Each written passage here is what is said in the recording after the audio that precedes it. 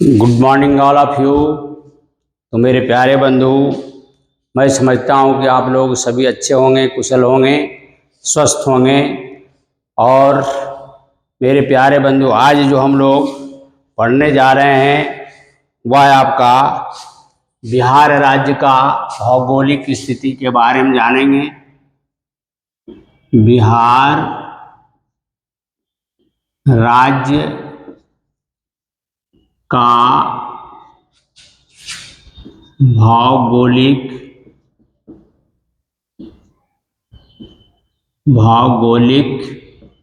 स्थिति।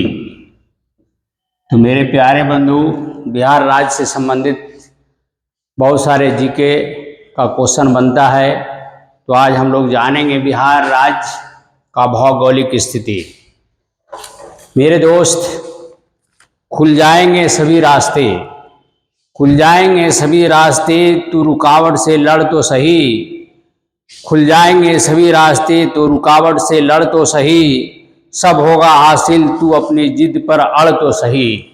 मेरे प्यारे बंधु, आज जो हम लोग पढ़ने जा रहे हैं वो आपका क्या है, वो बिहार राज्य का भौगोलिक स्थिति के विषय में हम लोग जानेंगे।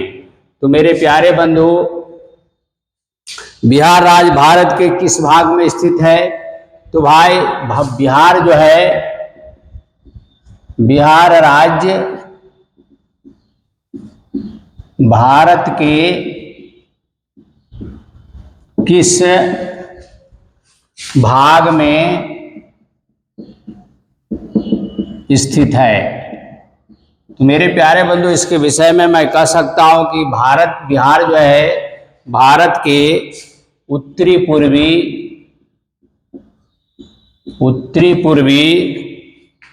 उत्तर पूर्व में, क्या है, उत्तर पूर्व में स्थित है। तो भाई, बिहार राज्य भारत के किस भाग में स्थित है भाई? तो मैं सीधा इसका जवाब दूंगा, उत्तर पूर्व में ये स्थित है। दूसरा सवाल आपका आता है मेरे दोस्त, बिहार की भौगोलिक स्थिति। तो बिहार की भौगोलिक स्थिति के विषय में जानना है। तो इसके बारे में यूं कहा जाए, यह राज्य जो है, यह राज्य 24 डिग्री 20 मिनट और 10 सेकेंड उत्तरी अक्षांश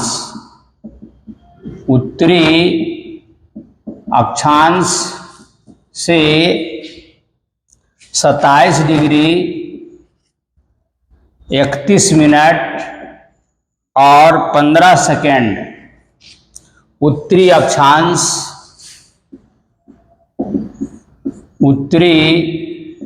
अक्षांश तथा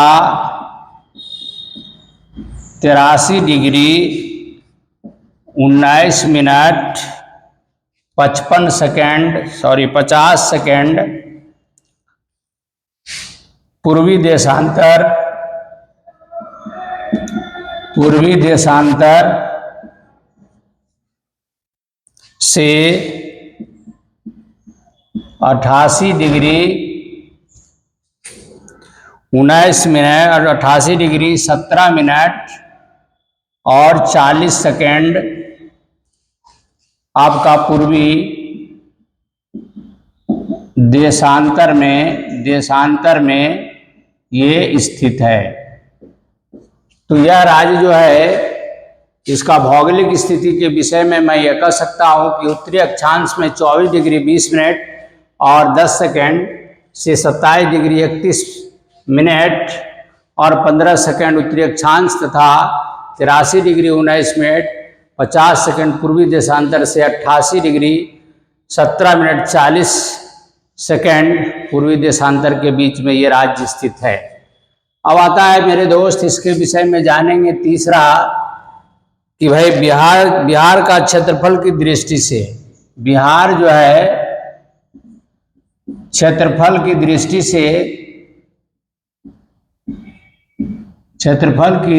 से ये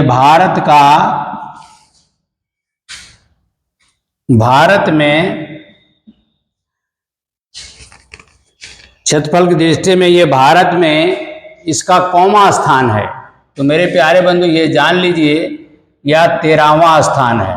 13वां स्थान पहले 12वां था, लेकिन जब तेलंगाना इसमें मिलाया गया, तेलंगाना मिलाने के कारण इसका स्थान क्या हो गया? तेलंगाना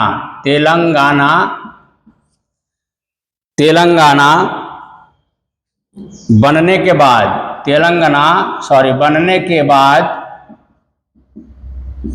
बाद इसका स्थान क्या हो गया? इस राज्य का स्थान कितना हो गया भाई? तो 13वां हो गया। ठीक है भाई, मतलब बिहार जो है क्षेत्रफल की दृष्टि से भारत में यह 13वां स्थान पर है। पहले 12वां स्थान पर था, लेकिन अब हो गया 13वां स्थान। अब आइए 4 नंबर क्वेश्चन में हम लोग देखेंगे बिहार का क्षेत्रफल, भारत के क्षेत्रफल, बिहार का क्षेत्रफल भारत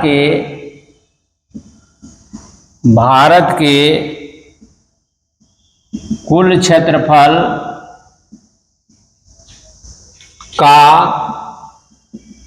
कितना प्रतिशत है? तो मेरे प्यारे बंधु, भारत का क्षेत्रफल से बिहार का क्षेत्रफल का जो प्रतिशत अगर निकाला जाए तो ये 2.86% है। पूरे भारत का बिहार राज्य जो प्रतिनिधित्व करता है वह 2.86% ये राज्य भागीदार बनता है। अब आइए 5वां प्रश्न आपका मेरे दोस्त, बिहार का क्षेत्रफल कितना है? बिहार का क्षेत्रफल कितना है?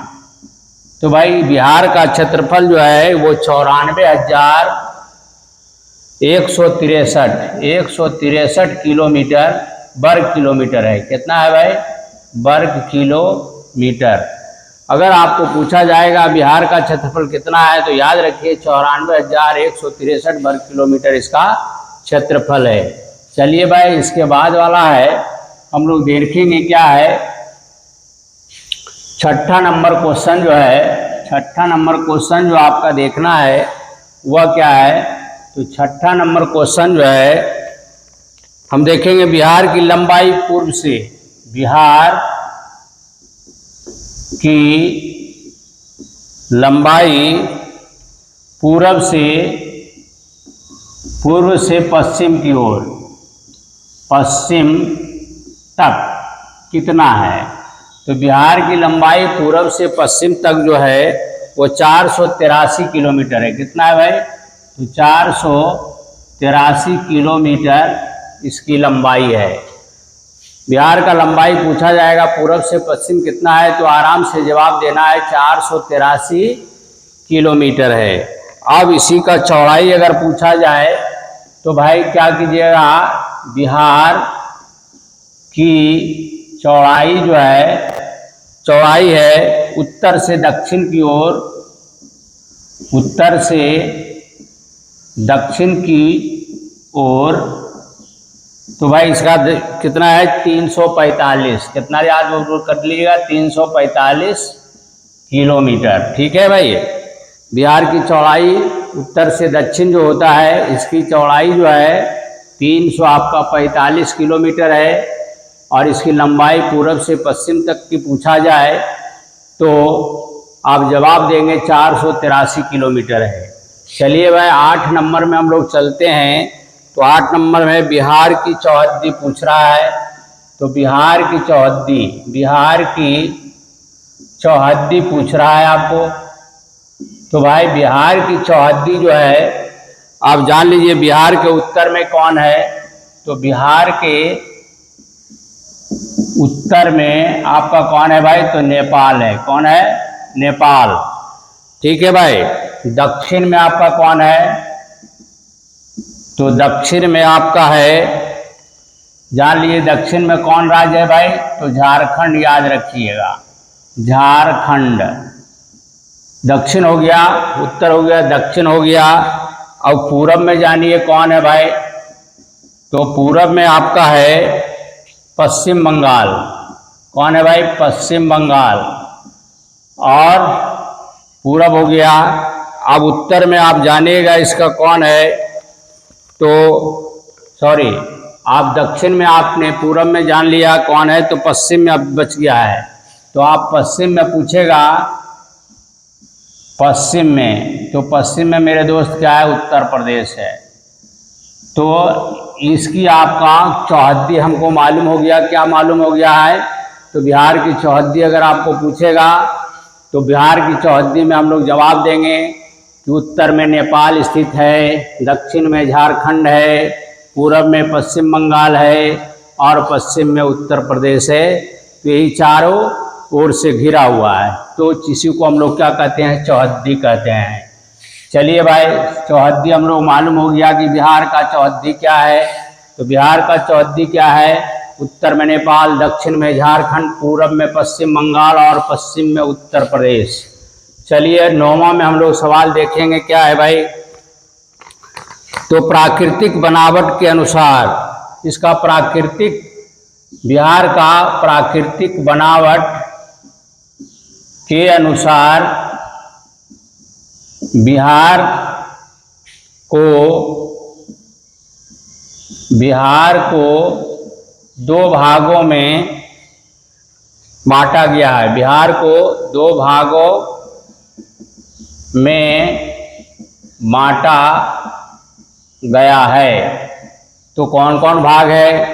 तो भाई पहला भाग है गंगा का उत्तरी मैदान। क्या है पहला भाग भाई?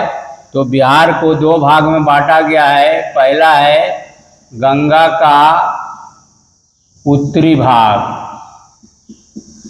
ठीक है भाई, जैसे तिरोर प्रमंडल जो आता है गंगा का उत्तरी भाग में आता है, उसी प्रकार दूसरा है गंगा का दक्षिणी भाग।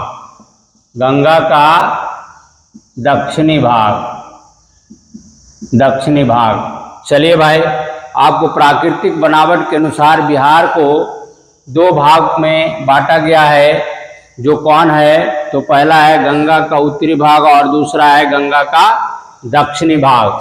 तो भाई इसको बांटने वाला कौन है भाई? तो बांटने वाला गंगा नदी है। कौन है? गंगा नदी। तो गंगा के इस पार और गंगा के उस पार, अर्थात गंगा के दक्षिण भाग में स्थित जो होता है राज्य, इसका बिहार का भाग, उसको हम लोग गंगा का दक्षिणी भाग कहेंगे। और उत्तरी भाग में जो बिहार का जो जिला सब है, जो उत्तर भाग में है स्थित, उसको हम लोग कहते हैं गंगा का उत्तरी भाग। ठीक है भाई। चलिए, ये तो हम लोग जान गए कि गंगा जो है बिहार के 2 बराबर हिस्सा में बांटता है, एक गंगा का उत्तरी भाग, दूसरा गंगा का दक्षिणी भाग। चलिए, अब 10वां नंबर आपका क्वेश्चन है मेरे दोस्त, गंगा के उत्तरी एवं दक्षिणी भाग की मैदान, गंगा के उत्तरी एवं दक्षिणी मैदान की प्राकृतिक बनावट इसका कैसा है भाई? तो भाई गंगा के उत्तरी एवं दक्षिणी भाग का जो मैदान है, इसका प्राकृतिक बनावट कैसा है? गंगा को उत्तरी एवं दक्षिणी मैदान की प्राकृतिक बनावट कैसा है? तो भाई इसका प्राकृतिक जो बनावट है वह समतल भूमि से बना है। क्या है? समतल भूमि से बना है। समतल भूमि का मतलब हुआ कि बराबर भूमि है, जिसके कारण वहाँ क्या होता है? खेती बाड़ी होता है, आपका धान गेहूँ उपजाया जाता है। तो ये समतल भूमि में ही होता है। चलिए, उसके बाद वाला क्वेश्चन हम लोग देखेंगे। 11 नंबर क्या है? गंगा नदी बिहार के किस भाग से होकर गुजरती है? गंगा नदी बिहार के किस भाग से होकर गुजरती है। तो मेरे दोस्त, यह बिहार के दो बराबर भागों में बांटती है। तो जानते हम लोग गंगा जो है बिहार के दो हिस्सों में बांटती है। तो गंगा जो है, गंगा नदी बिहार के किस भाग से होकर गुजरती है?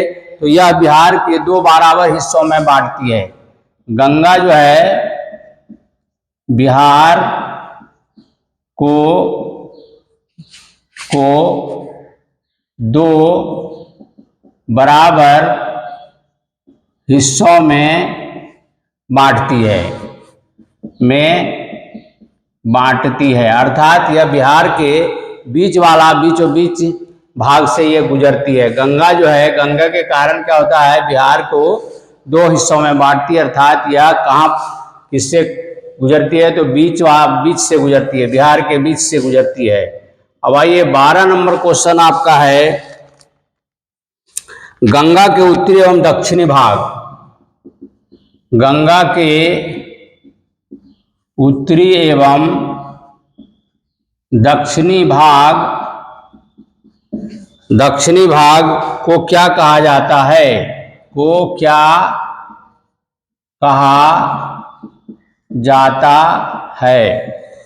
तो भाई इसको क्या कहा जाता है? गंगा के उत्तरी भाग को बिहार के उत्तर मैदान कहा जाता है। तो उत्तरी भाग को क्या कहेंगे? बिहार का उत्तरी मैदान। तो ये कहा जाएगा, पहला क्या कहा जाएगा? तो उत्तरी मैदान, बिहार का उत्तरी मैदान हो जाएगा। और दूसरा क्या हो जाएगा? तो दक्षिणी मैदान। क्या हो जाएगा?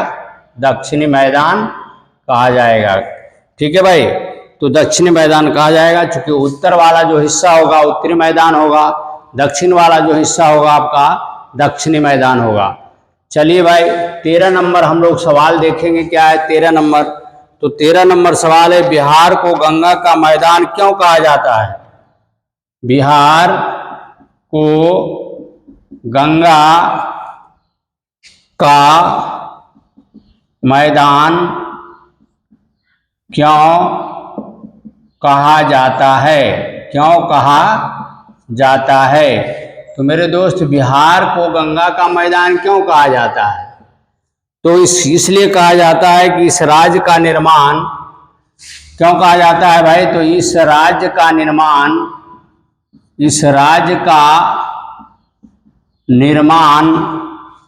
गंगा और इसकी सहायक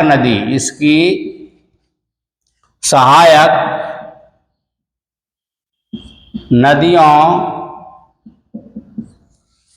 द्वारा लाई गई मिट्टी से हुआ है।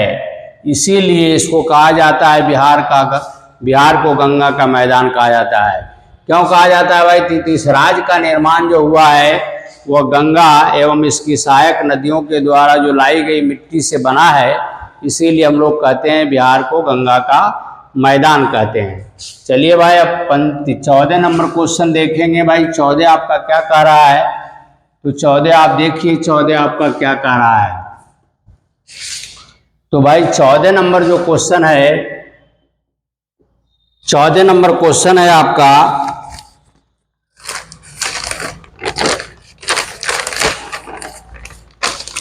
नंबर है, बिहार के उत्तरी मैदान तथा दक्षिणी मैदान की ढाल किस ओर है?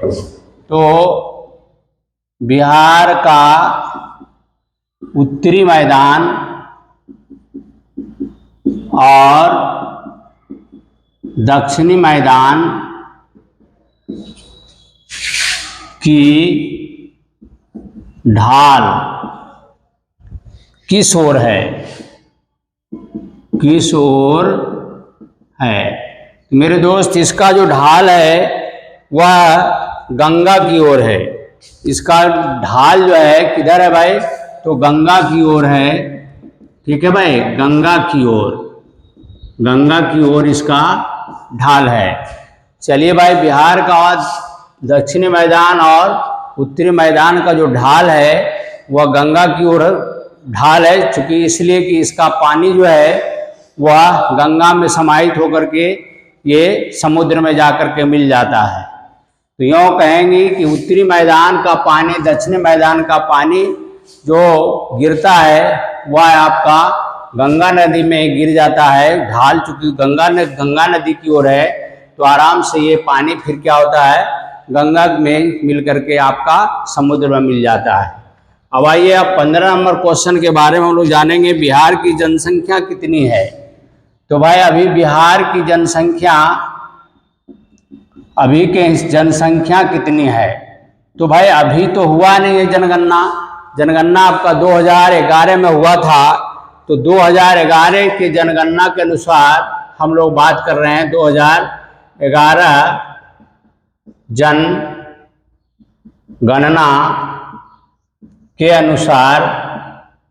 अनुसार जो है इसका अभी 10 करोड़ 40 लाख 10 करोड़ 40 लाख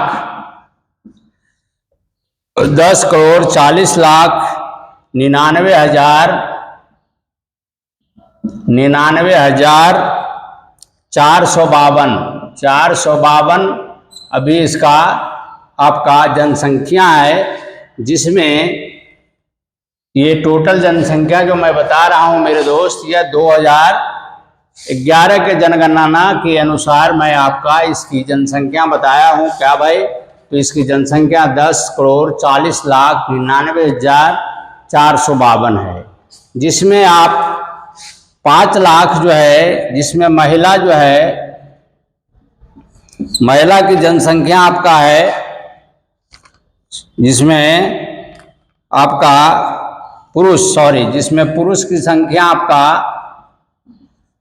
पुरुष की संख्या है 42,78,157 आपका क्या है, पुरुष है। और महिला की आप ले लें तो महिला बराबर आपका जनसंख्या हो जाएगा 4,98,21,295, मतलब 5,42,78,157 क्या है, पुरुष है। महिला क्या है, 4,98,21,295 जो है ये महिला की जनसंख्या है मेरे दोस्त। और टोटल अगर जनसंख्या देखा जाए 2011 के जनगणना के अनुसार तो ये संख्या हो जाता है 10,40,99,452। अब आपका 2011 के बाद जब जनगणना फिर, अभी तो हुआ नहीं है जनगणना, अब जनगणना फिर दोबारा होगा तो ये संख्या मैं समझता हूँ कि बढ़ जाएगा। तो भाई चलिए हम 2011 का जनगणना के अनुसार इसकी संख्या मैंने आपको बताया। अब चलिए 15 के बाद हम लोग सवाल देखेंगे 16 आपका क्या है। तो भाई 16 जो सवाल है आपका, 16 सवाल है बिहार की जनसंख्या, भारत की कुल जनसंख्या कह रहा है, बिहार की जनसंख्या भारत की कुल जनसंख्या का कितना प्रतिशत है, तो मेरे दोस्त मैं समझता हूँ 8.58% है, 8.58 ये प्रतिशत है। भारत की कुल जनसंख्या का कितना प्रतिशत अगर पूछेगा तो आप जवाब देंगे 8.58% है। चलिए भाई अब 17 नंबर क्वेश्चन हम लोग देखेंगे। जनसंख्या की दृष्टि से, जनसंख्या की आपका दृष्टि से बिहार का भारत में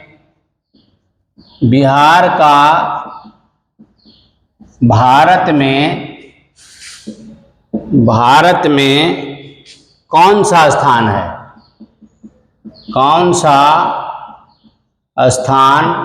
है, तो भाई बिहार जनसंख्या की दृष्टि से बिहार का भारत में आपका कौन सा स्थान है, तो इसका जवाब 2011 के जनगणना के अनुसार अभी तीसरी स्थान पर है। कितना भाई, ये तीसरी स्थान पर अभी है। भारत की कुल जनसंख्या का बिहार जो है या जो है भारत में कौन सा स्थान पर है, तो ये तीसरे स्थान पर है। ये कब की जनगणना के अनुसार? 2011 की जनगणना के अनुसार। ये आपका भी जवाब आपका यही होगा। अब चलिए भाई 18 में क्या है क्वेश्चन आपका? 18 में है जनसंख्या की दृष्टि से, जनसंख्या की आपका दृष्टि से, जनसंख्या की दृष्टि से बिहार का सबसे बड़ा जिला कौन है? सबसे आपका बड़ा जिला पूछ रहा है कौन है? तो भाई जनसंख्या की दृष्टि से पूछ रहा है कौन है। तो जनसंख्या की दृष्टि से अगर देखा जाए तो बिहार का भी सबसे घनी आबादी किसका है? तो पटना का होते जा रहा है। क्योंकि सारे लोग पटना में बस रहे हैं, तो मैं समझता हूँ कि जनसंख्या की दृष्टि से बिहार का सबसे बड़ा जिला जो है वो आपका पटना है। क्यों भाई? तो पटना में अभी जो है संपूर्ण बिहार का 5.68 संपूर्ण बिहार का जनसंख्या अगर लिया जाए तो इसमें उसका 5.68% खाली पटना में लोग रहते हैं। ठीक है भाई, 5.68 खाली पटना में रहते हैं। तो जनसंख्या की दृष्टि से अगर कोई पूछेगा तो आप सीधा जवाब देंगे जनसंख्या की दृष्टि से सबसे बड़ा जो जिला है वह आपका पटना है। चलिए भाई 19 नंबर सवाल आपका होगा, जनसंख्या की दृष्टि से बिहार का सबसे छोटा जिला। तो भाई जनसंख्या की दृष्टि से बिहार का सबसे छोटा जिला, छोटा जिला जो है जनसंख्या की दृष्टि से सबसे भी छोटा जो जिला है वो आपका शेखपुरा है। ये शेखपुरा डिस्ट्रिक्ट जो है जनसंख्या की दृष्टि से ये सबसे छोटा जिला है। इसकी जनसंख्या जो है सबसे छोटा जिला है जनसंख्या की दृष्टि से, और ये मात्र आपका पूरे बिहार राज्य का जनसंख्या का 0.62% लोग यहाँ रहते हैं। तो भाई यहाँ से अगर पूछ दिया जाए जनसंख्या की दृष्टि से सबसे बड़ा जिला आपका कौन होगा, तो पटना होगा। क्यों भाई? क्योंकि पूरे बिहार राज्य की जनसंख्या का 5.68% लोग पटना में रहते हैं। जनसंख्या की दृष्टि से बिहार का सबसे अगर छोटा जिला पूछा जाए तो वह हो जाएगा आपका शेखपुरा। ये शेखपुरा नया जिला भी है और इसमें पूरे बिहार राज्य की जनसंख्या का 0.62% मात्र यहाँ उस जिला में लोग रहते हैं। तो आपका सबसे जो छोटा जिला होगा जनसंख्या की दृष्टि से आपका शेखपुरा।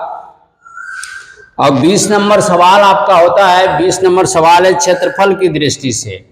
अब आइए क्षेत्रफल की दृष्टि से, क्षेत्रफल की आपका दृष्टि देखा जाए, क्षेत्रफल की दृष्टि से सब बिहार का सबसे बड़ा जिला, क्षेत्रफल की दृष्टि से बिहार का सबसे बड़ा जिला, यह क्वेश्चन अभी हाल फिलहाल में बड़ा जिला कौन है? ये क्वेश्चन अभी हाल फिलहाल जो एग्जाम हुआ था टीचर लोगों का, जो समकक्षता परीक्षा जो हुआ था, इसमें ये सवाल पूछा गया था। तो भाई ये क्षेत्रफल की दृष्टि से पूछ रहा है, तो क्षेत्रफल की दृष्टि में सबसे बड़ा जिला आपका जो लगता है कौन है, तो भाई ये बेतिया है, जिसको हम लोग कहते हैं पश्चिमी चंपारण कहते हैं, जिसको हम लोग बेतिया के नाम से जानते हैं। ये पश्चिमी चंपारण है। क्या है भाई? पश्चिमी चंपारण। इसका भी क्षेत्रफल जो है बिहार का सबसे बड़ा जिला है। क्यों भाई? इसका क्षेत्रफल है 5228 वर्ग किलोमीटर। तो सोच लीजिए इस क्षेत्रफल क्यों सबसे बड़ा है, तो क्षेत्रफल की दृष्टि से इसका क्षेत्रफल पूरे बिहार राज्य का क्षेत्रफल में 5228 वर्ग किलोमीटर केवल बेतिया का है, केवल आपका पश्चिमी चंपारण का है। तो भाई ऑटोमेटिक है कि यह जिला क्षेत्रफल की दृष्टि से सबसे बड़ा जिला होगा। चलिए भाई 20 हो गया। अब सवाल संख्या हम लोग 21 चलेंगे। तो मेरे दोस्त 21 हम लोग देखेंगे क्या है सवाल। और ये सारे सवाल जो है, जो भी लोग खास करके बच्चे लोग है तो सभी लोगों के लिए ये कंपलसरी, तो खास करके ये जो है आपका एनसीईआरटी बुक से लिया गया है। और खास करके जो बच्चे लोग सिमुलतला आवासीय विद्यालय, सैनिक स्कूल आपका हो गया, मिलिट्री स्कूल हो गया, आरके मिशन हो गया, वनस्थली विद्यापीठ हो गया, इसके अलावा बहुत सारे कॉम्पिटिटिव एग्जाम होते हैं, जैसे मान लिया जाए एसएससी हो गया, रेलवे हो गया, और बहुत सारा यूडीसी एलडीसी वगैरह जो कर्मचारी चयन आयोग के अलावे जो आपका क्लर्कियल ग्रेड हो गया, या बीपीएससी में भी ये सवाल पूछ सकता है, यूपीएससी में भी पूछ सकता है, कोई बड़ी बात नहीं है। हम लोग बिहार से संबंधित भौगोलिक स्थिति के विषय में पढ़ रहे हैं, तो कभी भी ये क्वेश्चन आपको पूछा जा सकता है। चलिए भाई अब हम लोग जानेंगे 21 में हम लोग जानेंगे क्षेत्रफल की दृष्टि से, जानेंगे क्षेत्रफल की दृष्टि से बिहार का सबसे छोटा जिला, सबसे छोटा आपका जिला कौन है, जिला पूछ रहा है भाई।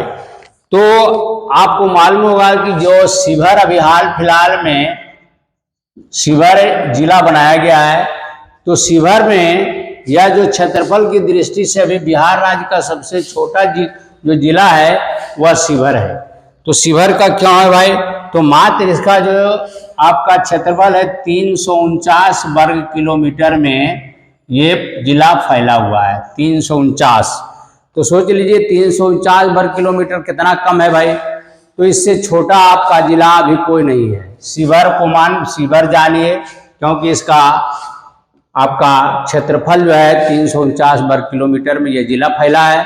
तो बिहार राज्य में अगर क्षेत्रफल की दृष्टि से पूछा जाए तो आप सीधा जवाब दीजिएगा कि बिहार में क्षेत्रफल की दृष्टि से सबसे छोटा जिला आपका शिवहर है, क्योंकि इसकी आपका क्षेत्रफल जो है 349 वर्ग किलोमीटर है। और यही अगर सवाल पूछ देगा बिहार का सबसे बड़ा जिला क्षेत्रफल की दृष्टि से कौन है, तो आप जा कहिएगा बेतिया है, या इसको हम लोग पश्चिमी चंपारण के नाम से भी जानते हैं। क्यों भाई, तो इसका आपका 5228 ये वर्ग किलोमीटर में फैला हुआ है। तो सोच लीजिए कहाँ 349 और कहाँ 5228, तो ऑटोमेटिक है कि सबसे बड़ा हो गया और सबसे छोटा हो गया शिवहर। अब आइए 22 नंबर क्वेश्चन में मेरे दोस्त क्या पूछ रहा है। तो 22 नंबर आपका क्वेश्चन कह रहा है कि बिहार राज्य का जनसंख्या घनत्व क्या है। बिहार राज्य का जनसंख्या घनत्व क्या है। तो भाई ये आपका जो क्वेश्चन है ये भी बराबर पूछता है बिहार राज्य का जनसंख्या घनत्व जो है वो क्या है। तो यहाँ का घनत्व है 1106 व्यक्ति आपका क्या है 1106 व्यक्ति जो है वो प्रति वर्ग किलोमीटर रहता है, प्रति वर्ग किलोमीटर में ये रहता है। सोच लीजिए 1 वर्ग किलोमीटर में 1106 व्यक्ति को रखा गया है। तो इसका घनत्व भी यही है, 1 वर्ग किलोमीटर में 1106 व्यक्ति को रखा गया है। तो ये बिहार राज्य का जनसंख्या घनत्व है मेरे दोस्त। अब चलिए 23 नंबर आपका सवाल क्या है भाई। तो 23 नंबर का सवाल है बिहार की कुल आबादी का कितना प्रतिशत, बिहार की कुल आबादी का कितना प्रतिशत गांव में निवास करते हैं, गांव में निवास करते हैं। तो भाई ऐसे भी कहा गया है भारत की आत्मा कहाँ बसता है, तो गांव में बसता है। तो यहाँ पर हमको सवाल है बिहार की कुल आबादी का कितना प्रतिशत गांव में निवास करते हैं। तो भाई बिहार राज्य का 88.3% लोग जो है लगभग ये सभी गांव में निवास करते हैं। बाकी जो है लोग शहर में निवास करते हैं। और भारत जो है खास करके भारत की आत्मा गांवों में निवास करती है। ज़्यादातर लोग जो है खास करके गांव में रहते हैं। लेकिन यहाँ भी आप देखिए तो बिहार की कुल आबादी का ज़्यादातर लोग कहाँ रह रहे हैं, तो गाँव में रह रहे हैं। बहुत कम लोग ऐसे हैं जो आपका कितना रहेगा 100 में आप इसको घटाइएगा तो आपका 88 में 3.3 घटा दीजिए तो हो जाएगा 10 में 3 जाए 7, और यहाँ जो 9 में से 8 जाए 1, और ये हो जाएगा आपका 9 में से 8 जाए 11.70 शहर में रहते हैं। तो सबसे ज़्यादा लोग कहाँ रह रहे हैं, तो गांव में रह रहे हैं। बिहार की कुल आबादी का कितना प्रतिशत गांव में निवास करते हैं भाई, तो 88.3% जो है वह गांव में निवास करते हैं और 11.7% लोग शहर में निवास करते हैं। चलिए भाई 24 नंबर क्वेश्चन आप क्या देखिए। 24 नंबर, किस जिले की जनसंख्या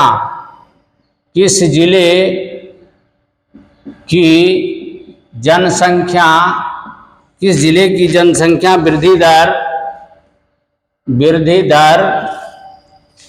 सबसे अधिक है। तो मेरे दोस्त बिहार में 38 जिला है। कितना है भाई, 38 जिला। तो 38 जिला में जनसंख्या वृद्धि दर कह रहा है किस जिला का सबसे ज़्यादा है, तो भाई यहाँ है मधेपुरा डिस्ट्रिक्ट का सबसे ज़्यादा है।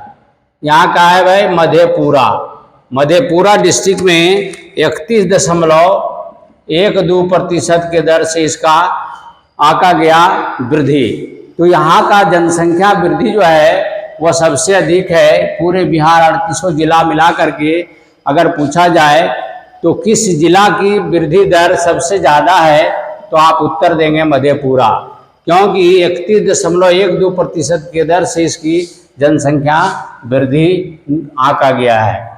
तो चलिए भाई आपका हम लोग देख लिया। 25 नंबर अब क्वेश्चन हम लोग देखेंगे। 25 नंबर आपका क्या है क्वेश्चन भाई, तो 25 नंबर आप देखिए क्या है क्वेश्चन। 25 नंबर आपका क्वेश्चन है कि किस जिले की जनसंख्या, 25 नंबर क्वेश्चन है किस जिले की जनसंख्या वृद्धि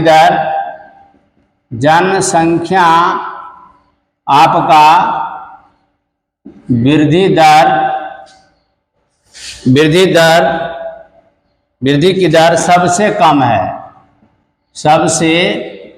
कम है। तो भाई यहाँ जो है सबसे कम है गोपालगंज जिला का। कौन है, उत्तर हो जाएगा तो आपका गोपालगंज। यहाँ वृद्धि दर सबसे कम है। इसका मात्र वृद्धि दर 19.02%। तो सबसे आपने देखा सबसे जनसंख्या वृद्धि दर मधेपुरा का 31 आपने कितना देखा 12%। और सबसे कम वृद्धि दर वाला जिला कौन देखा भाई, तो गोपालगंज देखा। इसकी कितना है भाई, तो 19.02 है। अब आइए 26 नंबर क्वेश्चन। 26 नंबर आपका क्वेश्चन क्या है भाई, सबसे अधिक जनसंख्या घनत्व वाला राज्य, सबसे अधिक जनसंख्या घनत्व वाला जिला, चूंकि हम लोग बिहार का पढ़ रहे हैं तो बिहार में सबसे अधिक जनसंख्या घनत्व वाला जिला आपका कौन है, तो भाई इसका ये जनसंख्या घनत्व वाला है तो ये शिवहर जो है, शिवहर जो जिला है इसका मात्र क्षेत्रफल 349 वर्ग किलोमीटर था। भाई हम लोग देखा है कितना भाई, तो 349 वर्ग किलोमीटर। तो ऑटोमेटिक सबसे अधिक जनसंख्या घनत्व वाला जिला कौन होगा, शिवहर होगा, क्योंकि घनत्व इसका आपका जनसंख्या इसका क्षेत्रफल ही कम है, 349 वर्ग किलोमीटर है। तो इसमें सोच लीजिए कि वहां पर हम लोग 1106 आपका 1106 वर्ग, आपका 1106 व्यक्ति जो था प्रति वर्ग किलोमीटर था। इस जिला में सोच लीजिए 1882 व्यक्ति, 1800 पर 82 व्यक्ति प्रति वर्ग किलोमीटर में रह रहा है। प्रति वर्ग किलोमीटर में ये यहाँ वहाँ का व्यक्ति निवास कर रहा है। तो सोच लीजिए कितना घनत्व है। कहाँ 1106 बिहार का था, घनत्व था, बिहार राज्य का घनत्व था। और जिला में अगर देखा जाए तो यहाँ कितना था आपका, हमने क्या देखा भाई, तो बिहार राज्य का जनसंख्या घनत्व क्या था, तो 1106 व्यक्ति प्रति वर्ग किलोमीटर था। लेकिन अगर जिला की बात करें तो जनसंख्या घनत्व जो है सबसे अधिक आपका शिवहर में है, क्योंकि आपका शिवहर का क्षेत्रफल 349 वर्ग किलोमीटर में ये केवल जिला है। अब आइए 27 नंबर क्वेश्चन हम लोग पढ़ेंगे। 27 नंबर में सबसे कम जनसंख्या घनत्व वाला, सबसे कम जनसंख्या घनत्व वाला जिला कौन है, घनत्व वाला जिला कौन है। तो मेरे दोस्त सबसे जनसंख्या घनत्व वाला कैमूर जिला है। कौन है भाई, तो कैमूर। ये कैमूर जिला जो है 488 व्यक्ति, मात्र 488 व्यक्ति प्रति वर्ग किलोमीटर में रह रहा है। तो यहाँ की जनसंख्या क्या हो गया, घनत्व तो सबसे कम है। यहाँ पर 488 व्यक्ति मात्र है, यहाँ 1882 व्यक्ति ज्यादा। कितना ज्यादा है, 488 और 1882 व्यक्ति में बहुत सारा डिफरेंस है। तो सबसे कम जनसंख्या घनत्व वाला कौन जिला हो गया भाई, तो कैमूर हो गया। अब चलिए अब 28 नंबर क्वेश्चन हम लोग देखेंगे। 28 नंबर आपका क्वेश्चन क्या है मेरे दोस्त, इसको देखना है। चूंकि ये सारे जो प्रश्न आपको बिहार से संबंधित मैं बता रहा हूं, और बिहार से संबंधित मैं समझता हूं कि कोई भी क्वेश्चन आपका नहीं छूटेगा। अब 28 नंबर में देखिए आप भाई, 28 नंबर में आपका क्या कहता है, बिहार राज्य का लिंगानुपात पूछ रहा है। तो भाई बिहार राज्य का लिंगानुपात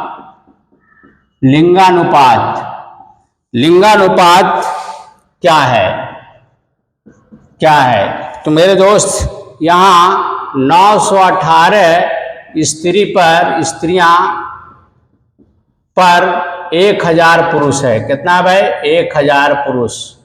तो सोच लीजिए यहाँ का लिंगानुपात कितना है, पूरे बिहार राज्य में 1000 पुरुष पर 918 स्त्रियां हैं, या यूं कहें 918 स्त्री पर 1000 पुरुष है। तो ये आपका लिंगानुपात है। अब आइए 29 नंबर सवाल है, सर्वाधिक लिंगानुपात।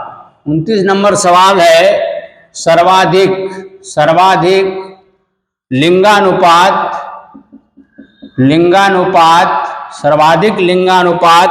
वाला जिला कौन सा है। और बिहार राज्य का मैं बात कर रहा हूं, कौन सा है, केवल हम लोग बिहार राज्य की भौगोलिक स्थिति की पढ़ रहे हैं। तो भाई गोपालगंज है। कौन है भाई, तो गोपालगंज। ये गोपालगंज में क्या है भाई, तो गोपालगंज में 1021 स्त्रियां हैं। 1021 स्त्रियां, आपका 1021 स्त्रियां पर आपका 1000 पुरुष है। सोच लीजिए 1000 पुरुष है। वहां क्या है भाई, यहाँ स्त्रियों की संख्या ज्यादा है, पुरुष की संख्या कम है। तो सर्वाधिक लिंगानुपात जो माना जाता है, स्त्रियों की संख्या जो है सबसे ज्यादा है, कहाँ भाई, तो आपका गोपालगंज में 1021 स्त्री पर 1000 पुरुष है, या 1000 पुरुष पर 1021 स्त्रियां हैं। अर्थात कुछ ऐसी स्त्रियां हैं जो पुरुष स्त्रियां वहां है ज्यादा, क्या है, स्त्रियां यहाँ क्या है, ज्यादा है। यहाँ 1000 पुरुष पर आपका 1021 स्त्रियां हैं। चलिए अब 30 नंबर सवाल हम लोग देखेंगे। क्योंकि भाई बिहार राज्य को आज हम लोग भौगोलिक स्थिति को पढ़ने जा रहे हैं, तो आपका सवाल नंबर आपका 30 है कि न्यूनतम 30 नंबर आप हम लोग जानेंगे कि न्यूनतम आपका क्या पूछ रहा है, न्यूनतम लिंगानुपात न्यूनतम लिंगानुपात वाला जिला, बिहार राज्य का हम लोग पढ़ रहे हैं। न्यूनतम लिंगानुपात वाला जिला कौन सा है?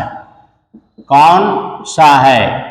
तो अधिकतम लिंगानुपात वाला जिला तो हम लोग देख लिया भाई कौन है, तो गोपालगंज है। गोपालगंज में 1021 स्त्रियां पर 1000 पुरुष है। तो न्यूनतम वाला कौन है भाई? तो ये मुंगेर है। मुंगेर में क्या है भाई? तो मुंगेर में आपका 876 स्त्रियां पर 1000 पुरुष है। सोच लीजिए, ये आपका न्यूनतम लिंगानुपात वाला जिला अगर पूछेगा तो याद रखिएगा, गोपालगंज अधिकतम लिंगानुपात है, वहाँ 1021 पर 1000 पुरुष है। पर मुंगेर में 876 स्त्रियां हैं और 1000 वहाँ क्या है? पुरुष है।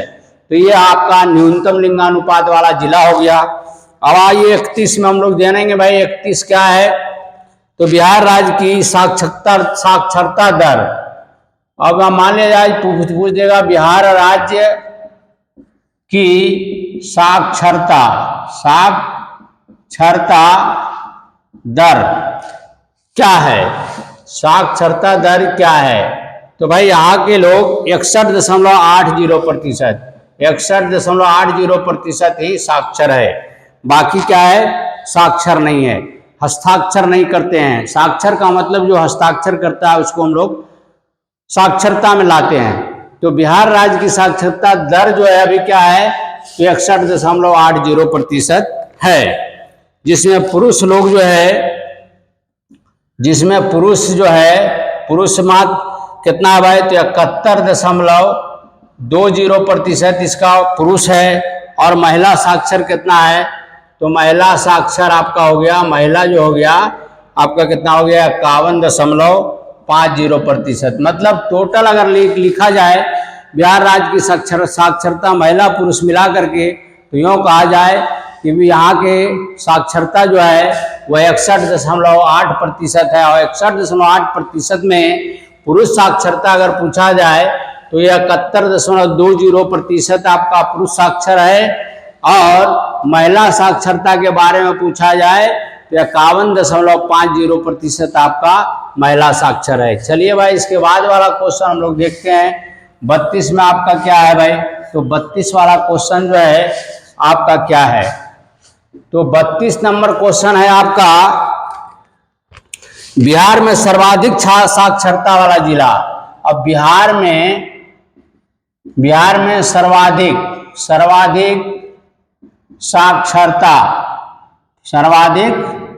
साक्षरता वाला जिला पूछ रहा है। जिला कौन है? तो सबसे ज्यादा पढ़ा लिखा जिला जो है वह रोहतास है। कौन है भाई? तो रोहतास, जिसको हम लोग सासाराम के नाम से भी जानते हैं। तो रोहतास में 73.37% लोग साक्षर हैं। सोच लीजिए, बिहार में सर्वाधिक साक्षरता वाला जिला जो है हमारा कौन है? तो रोहतास है। रोहतास को हम लोग सासाराम के नाम से भी जानते हैं। और ये सासाराम रोहतास जो है, यहाँ लोग 73.37% लोग साक्षर हैं, अर्थात वो पढ़ लेते हैं, लिख लेते हैं या हस्ताक्षर कर लेते हैं। अब आइए 33 नंबर क्वेश्चन आपका है कि बिहार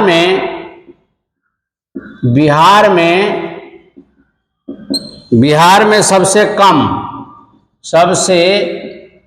कम साक्षरता वाला जिला कौन है?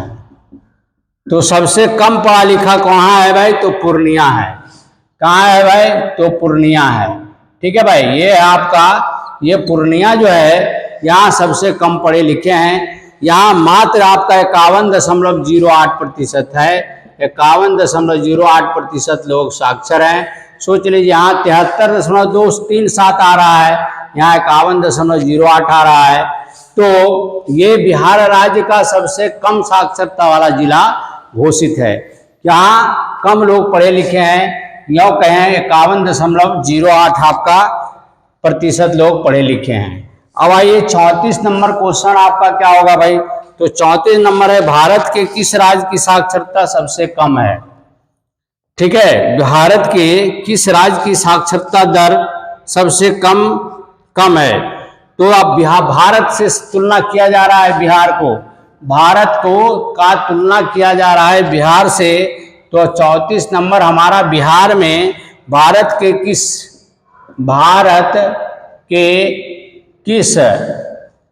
राज्य की साक्षरता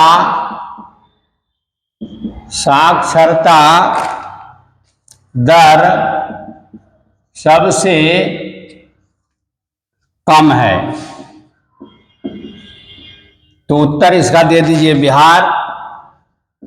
बिहार जो है सबसे पिछड़ा है।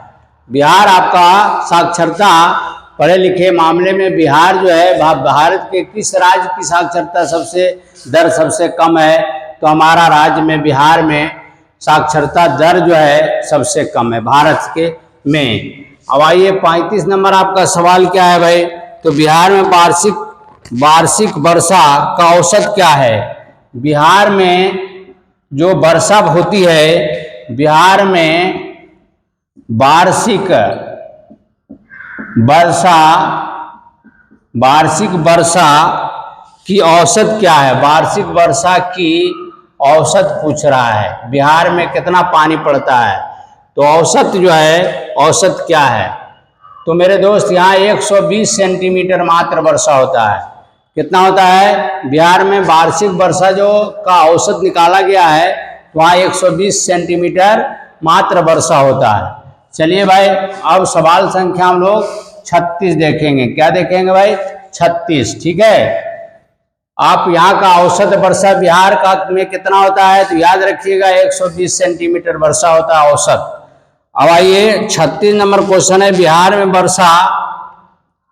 36 नंबर क्वेश्चन है, बिहार में वर्षा किस मानसून के द्वारा होता है? किस मानसून के द्वारा होता है? तो यहाँ मानसून पूछ रहा है, किस मानसून के द्वारा यहाँ वर्षा होता है? तो दक्षिण पश्चिम मानसून होगा। क्या हो जाएगा? दक्षिण पश्चिम दक्षिण पश्चिम मानसून के कारण यहाँ पर क्या होता है? वर्षा होता है। अब आइए 37 के आपका क्वेश्चन है कि बिहार में सर्वाधिक वर्षा किस स्थान पर होता है?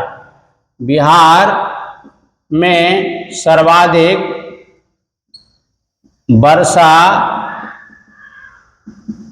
किस स्थान पर होता है? तो यहाँ पूछ रहा है किस स्थान पर होता है बिहार में सबसे ज्यादा वर्षा।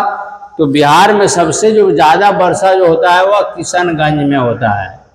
कहाँ होता है? तो किशनगंज। याद रखिएगा, बिहार में सर्वाधिक वर्षा किस स्थान पर होता है? तो किशनगंज जो है ये बिहार का एक जिला भी है, और किशनगंज में सबसे ज्यादा वर्षा आपका होता है। अब कोई पूछ देगा भाई 38 में बिहार में सर्वाधिक वर्षा किस जिले में होता है? तो ये इसको भी याद रखिएगा, किशनगंज, क्योंकि किशनगंज बिहार का एक जिला है। 38 जिला में किशनगंज का भी नाम है। तो सबसे ज़्यादा वर्षा आपका किशनगंज जिला में होता है। ठीक है भाई। अब आइए 39, बिहार का सर्वाधिक गर्म जिला कौन है? अब कह रहा है 39 में बिहार का सर्वाधिक गर्म जिला कौन है? गर्म जिला कौन है? तो भाई इसको जानिएगा, गया जो है ये सर्वाधिक गर्म जिला। वहाँ सबसे टेम्परेचर ज़्यादा होता है, गर्मी के दिनों में सबसे ज़्यादा टेम्परेचर भी होता है, और ठंडा के दिनों में भी यहाँ सबसे ज़्यादा ठंडा पड़ता है। क्यों भाई? यहाँ का टेम्परेचर सबसे कम रहता है, क्योंकि पहाड़ी एरिया है। पहाड़ी एरिया में क्या होता है? पहाड़ गर्म भी ज़्यादा होता है, और जिसके कारण यहाँ का टेम्परेचर क्या होता है? सबसे ज़्यादा होता है। इसीलिए क्या है? बिहार का सबसे सर्वाधिक गर्म जिला कौन माना जाएगा, कहा जाएगा, तो गया कहा जाएगा। चलिए भाई ठीक है। अब आइए 39 के बाद हम लोग 40 पढ़ेंगे। क्या पढ़ेंगे? 40। तो भाई ये सभी क्वेश्चन जो है खास करके उन बच्चों के लिए जो कॉम्पिटिटिव एग्जाम में शामिल होते हैं, तो सभी ये बिहार राज्य के विषय में हम लोग पढ़ रहे हैं। बिहार राज्य से संबंधित जो भी आपका भौगोलिक स्थिति वाला क्वेश्चन होगा आप बिल्कुल हल कर लेंगे। अब ये बिहार में सर्वाधिक ठंडा वाला जिला तो मैं बता ही दिया हूँ कि गया है। ठंडा में भी गया और गर्म में भी गया। चलिए समझ में आ गया। सॉरी, बिहार का सर्वाधिक गर्म जिला कौन सा है, तो गया है। और बिहार का सर्वाधिक ठंडा जिला आपका है पश्चिमी चंपारण होगा। गलती हो गया भाई, सॉरी। तो आपका बिहार का सर्वाधिक ठंडा जिला कौन सा है, तो 40 में आपका है बिहार का। हाँ, ठंड कहाँ पड़ता है, ठंडा जिला यहाँ पूछ रहा है। कह रहा है ठंडा अगर कहाँ पड़ेगा सबसे ज़्यादा, तो आपका गया में पड़ेगा। लेकिन यहाँ ठंडा जिला पूछ रहा है, तो बिहार का सर्वाधिक ठंडा जिला आपका क्या पूछ रहा है, ठंडा जिला, तो ये आपका हो जाएगा पश्चिमी चंपारण। क्या हो जाएगा? पश्चिमी आपका चंपारण। याद रखिएगा, पश्चिमी चंपारण क्या है, आपका क्षेत्रफल की दृष्टि से भी ज़्यादा बड़ा है। और ये दूसरा आपका ठंडा जिला जो है पश्चिमी चंपारण है। अब आइए 41।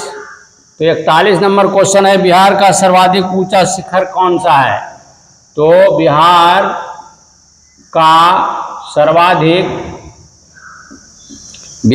सर्वाधिक ऊंचा शिखर, ऊंचा आपका शिखर पूछ रहा है, ऊंचा शिखर कौन सा है?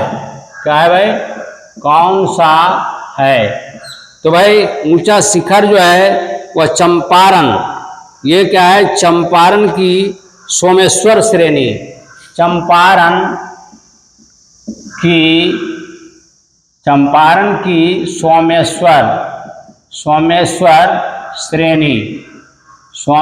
श्रेणी जो है सर्वाधिक ऊंचा है। इस क्यों भाई, तो 875 मीटर ये ऊंचा है, 875 मीटर। याद रखिएगा, बिहार का अगर सर्वाधिक ऊंचा शिखर कौन सा है, तो चंपारण की सोमेश्वर श्रेणी जो है ये सबसे ऊंचा है, 875 आपका मीटर ऊंचा है। चलिए भाई 42 में आप जाने क्या है, 42 लू किसे कहते हैं, लू, जो आजकल देखिए गर्मी के कारण क्या है, बहुत सारे लू के कारण मर रहे हैं, तो लू किसे कहते हैं, तो प्रत्येक वर्ष मार्च से जून, प्रत्येक वर्ष जो है मार्च से आपका जून, ये मार्च से जून तक जो है आपका मध्य बिहार, मार्च से जून आपका मध्य बिहार जो है धूल भरी गर्म हवा चलती है। क्या बात? धूल भरी, यहाँ पर क्या होता है, गर्म हवा चलती है, जिसको हम लोग कहते हैं आपका लू कहते हैं। ये इसी को हम लोग कहते हैं लू। तो मार्च से जून के महीना में आपका मध्य बिहार में गर्म हवा के साथ धूलकण जो है उड़ता है, जिसको हम लोग क्या कहते हैं, लू कहते हैं। अब पूछेगा भाई लू क्या है, तो बिहार के मध्य भाग में आपका बहुत गर्म हवा के साथ धूलकण उड़ता है, जिसको हम लोग कहते हैं लू। और इसी लू लग जाने के कारण आदमी का क्या होता है, मृत्यु हो जाता है, मृत्यु तक हो जाता है।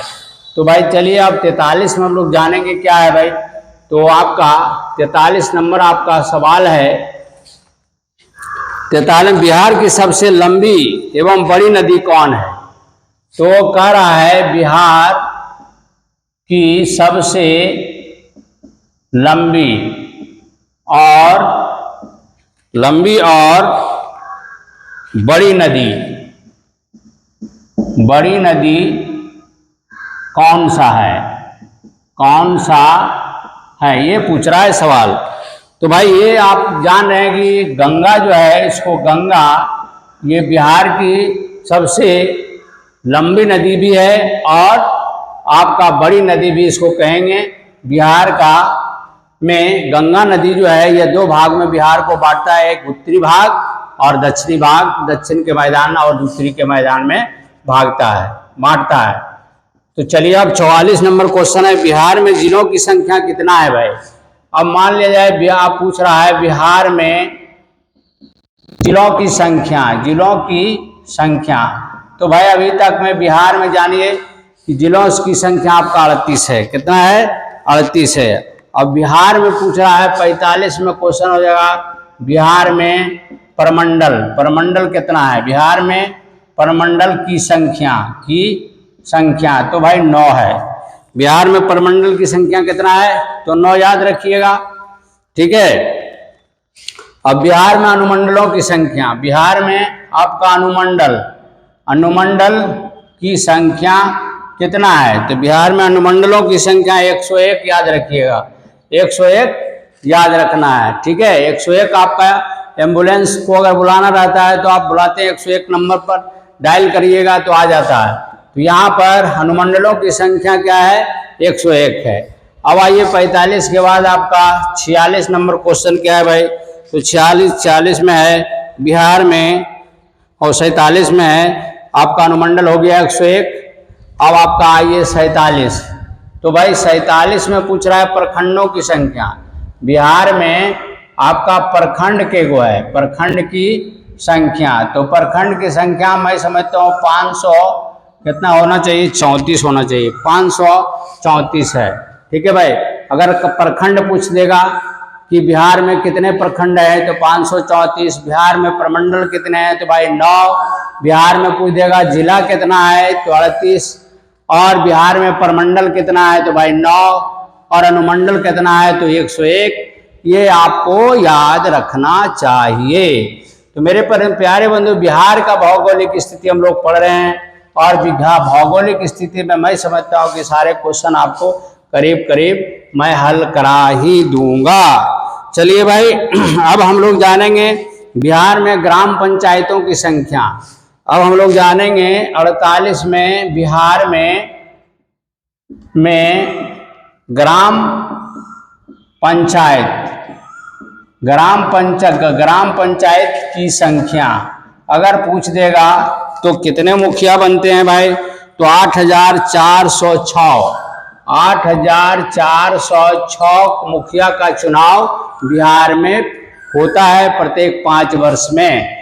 तो बिहार में पूछ देगा ग्राम पंचायतों की संख्या कितना है, तो 8,406 ग्राम पंचायतों की संख्या होता है। और ग्राम पंचायत का आपका ग्राम पंचायत की जो हेड होते हैं वो मुखिया कहलाते हैं। तो 8,406 ग्राम पंचायत का मुखिया होता है। अब बिहार की राजधानी भाई पूछेगा 49 में, तो आप लोग सभी जानते होंगे ये पटना है। बिहार की राजधानी कहाँ है, तो पटना है। चलिए भाई अब आपका सवाल संख्या हम लोग 51 में लेकर चलेंगे। 51 आपका क्या है भाई, तो बिहार का राजकीय भाषा क्या है। अब भाई बिहार का राजकीय भाषा तो पहले था राजकीय भाषा यहाँ का जो था वह हिंदी था, है ना भाई। लेकिन बाद में क्या किया गया कि बिहार का राजकीय भाषा हिंदी को भी कर दिया गया और उर्दू को भी कर दिया गया। तो बिहार में अभी द्वितीय राजकीय भाषा, ये पहला बिहार का राजकीय भाषा कौन सी है, तो हिंदी है। और बिहार का द्वितीय राजकीय भाषा अगर पूछा जाएगा, ये द्वितीय राजकीय भाषा क्या है, तो उर्दू है।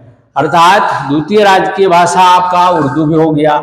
अब चलिए भाई अब बिहार का राज्य दिवस कब मनाया जाता है, तो भाई बिहार का राज्य दिवस कहता है कब मनाया जाता है, तो 22 मार्च याद रखिएगा। 22 मार्च जो है बिहार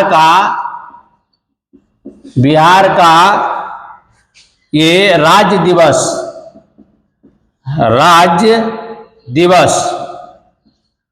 राज्य दिवस 22 मार्च को आपका मनाया जाता है। राज्य दिवस जो है वो 22 मार्च, याद रखिएगा। बिहार का राज्य दिवस जो है 22 मार्च होता है। अब भाई बिहार का राजकीय चिन्ह कह रहा है, बिहार का राजकीय चिन्ह है। तो भाई आप राजकीय चिन्ह, ये बोधि वृक्ष है। क्या है भाई? ये आपका बोधि वृक्ष है। कहाँ का है भाई? तो ये बोधि वृक्ष पीपल का वृक्ष है। कहाँ? ये गया में स्थित है। यहाँ आपका ज्ञान की प्राप्ति हुआ था। आपका किनको भाई? तो मैं कहूँ कि ये आपका गौतम बुद्ध का। तो भाई यहाँ क्या हुआ था? गौतम बुद्ध का ज्ञान की प्राप्ति हुआ था बोधि वृक्ष के नीचे। तो यूँ कहें कि बोधि वृक्ष जो है ये राजकीय चिन्ह है। आप देखते होंगे पुलिस जवान जो बिहार के रहते हैं उसके बैच पर जो होता है यही बोधि वृक्ष छपा हुआ रहता है।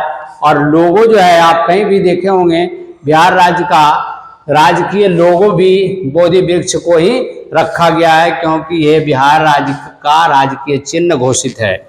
चलिए भाई, अब है उसके बाद वाला सवाल है, बिहार का राजकीय पशु कौन है? तो बिहार का राजकीय पशु बैल है। कौन है भाई? बैल। जो राजकीय पशु इसको घोषित किया गया है बैल। अब बिहार का राजकीय पक्षी कौन घोषित किया है? तो नीतीश जी के राज्य में गोरैया एक पक्षी है जो घर में निवास करती है, बहुत छोटा पक्षी होती है। तो ये गोरैया को आपका राजकीय पशु पक्षी घोषित किया गया है। उसके बाद आपका बिहार का जलवायु कैसी है भाई? तो मानसूनी है। बिहार का जलवायु कैसी है भाई? जलवायु अगर पूछेगा तो बिहार का जलवायु कैसा है? तो मानसूनी है। क्या है? मानसूनी। ठीक है भाई। मानसून जब तक प्रवेश नहीं करेगा यहाँ वर्षा नहीं होगा। यहाँ का जलवायु कैसा है? तो मानसूनी है। मानसून पर डिपेंडेंट करता है कि वर्षा कब होगा। जब मानसून प्रवेश करेगा तो यहाँ वर्षा होगा। चलिए भाई, यहाँ का जलवायु कैसा है? तो मानसूनी है। बिहार का रामानुजम अब किसे कहा गया है? तो भाई वशिष्ठ नारायण यहीं पैदा हुए थे बिहार में ही, और ये गणित के एक विद्वान ये व्यक्ति थे जिसको हम लोग कहते हैं बिहार का रामानुजम। बिहार का रामानुजम किनके नाम से कौन है? तो डॉक्टर जो है वशिष्ठ नारायण सिंह, वशिष्ठ नारायण सिंह, इसको याद रखिएगा। बिहार का रामानुजम किसे कहा जाता है? बिहार का रामानुजम किसे कहा जाता है? डॉक्टर वशिष्ठ नारायण सिंह को कहा जाता है। बिहार राज्य के कितने प्रतिशत भाग पर वन है? अब भाई बिहार राज्य में पूछ रहा है, बिहार में कितने प्रतिशत भाग पर वन पाया जाता है? तो वन है इस 6.8% पर यहाँ वन पाया जाता है। मतलब वृक्ष जो है वह सभी इसमें आता है। जो खास करके वन वाला क्षेत्र जो है वह 6.8% भाग जो है बिहार का क्षेत्रफल का 6.87% पर यह वन पाया जाता है। इसको याद रखिएगा। अब आइए 60 नंबर क्वेश्चन आपका है, सर्वाधिक वन क्षेत्र वाला जिला कौन है? मतलब किस जिला में सबसे ज्यादा वन पाया जाता है? तो याद रखिएगा रोहतास जो है आपका, ये रोहतास में आपको मैंने कहा रोहतास जो है आपका साक्षरता में सबसे ज्यादा है, और रोहतास में जो है वह सबसे वन ज्यादा है। यहाँ रोहतास में सबसे अधिक वन पाया जाता है। इसमें 167 आपका हेक्टेयर पर केवल वन है। तो भाई यहाँ पर सर्वाधिक ये वन क्षेत्र वाला जिला है। और बिहार में कितने लाख हेक्टेयर पर वन फैला हुआ है?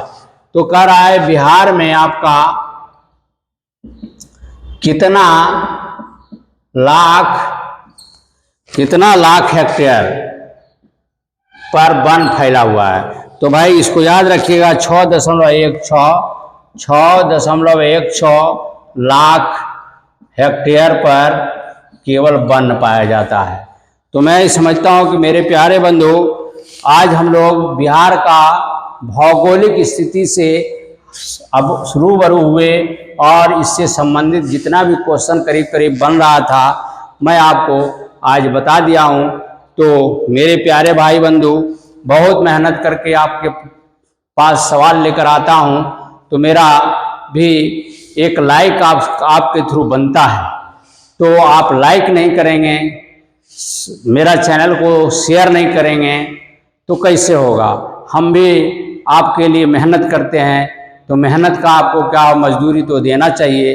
तो मेरे प्यारे बंधु, जो भी हमारा वीडियो आप लोग देखते हैं, सारे भाई बंधुओं से मेरा निवेदन है कि हमारा चैनल राय एजुकेशन को सब्सक्राइब करें, लाइक करें, कमेंट लिखें एवं ज़्यादा से ज़्यादा शेयर करें और बेल आइकन को अवश्य दबाएं ताकि अगला नोटिफिकेशन भी आपको मिलता रहे। तो आज हम लोग ने देखा बिहार की भौगोलिक स्थिति।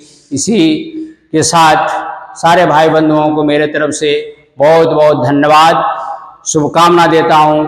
साथ साथ आपके उज्जवल भविष्य की मैं कामना करता हूँ।